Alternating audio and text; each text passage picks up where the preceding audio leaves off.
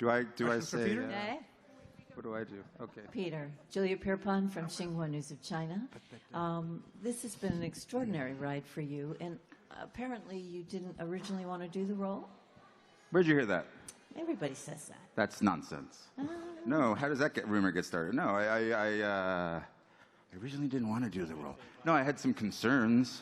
Maybe it's filtered down into some sort of rumor that I didn't want to do it. But when I met Dave and Dan for the first time with Carolyn Strauss, another producer on the show, it was so many years ago in Los Angeles here, they told me about it briefly, and then before I met them, and I came in with some concerns about this genre. Having seen many pieces, because I wasn't familiar with the books, so I wasn't familiar with the complexity of Tyrion at that point, because unfortunately before this character, many times people my size weren't complicated enough for me to be interested in doing it. I had done it 1 or 2 times before, and it sort of didn't, grab me.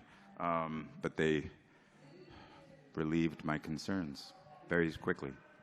In the back row to the left. Peter, congratulations.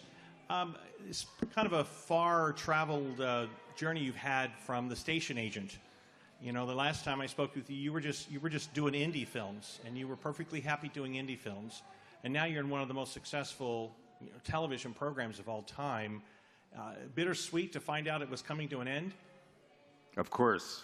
Yeah, I had my last day on set back in July of this year, just 2 months ago now, a little over 2 months ago, and it was very sad. This is not only a great TV show to be a part of, but it was an enormous family to be a part of.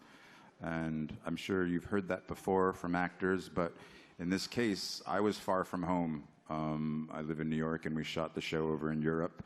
So many times I had to stay there, and I wasn't able to go home on the weekends. And so I really developed deep roots in the community of Ireland and in some of the other countries we shot in. So it was definitely hard to say goodbye, because I wasn't saying goodbye just to the show. I was saying goodbye to a life over there. And how do you top this?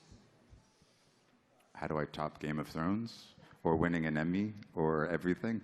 No, you just keep searching, hoping that the next writer you come across is equally as talented as David Benioff and Dan Weiss.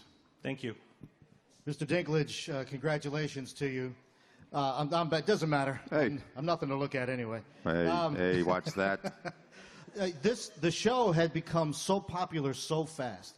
It's a major motion picture every week. Yeah.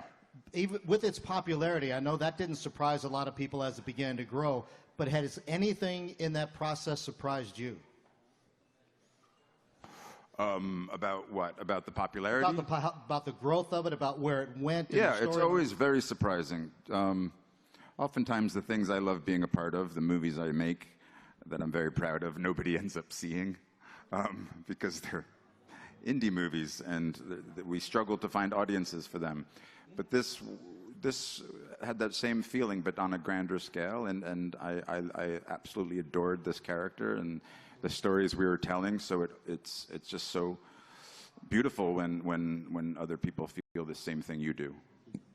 Last question here on the right. Hi there, Peter. Angela Bishop from Network 10 Australia. G'day. Hello. You came down under a few years ago to make one of your films, I Love You Too, with Pete Hellier, and I thought it was magical.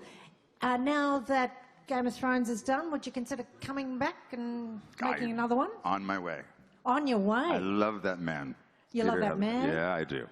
So we could get you back down under in a flash? Anytime. Okay, yes. You're on a promise. Yes, I will commit to that promise. Thank you, Peter. Congratulations. Guys, thank you.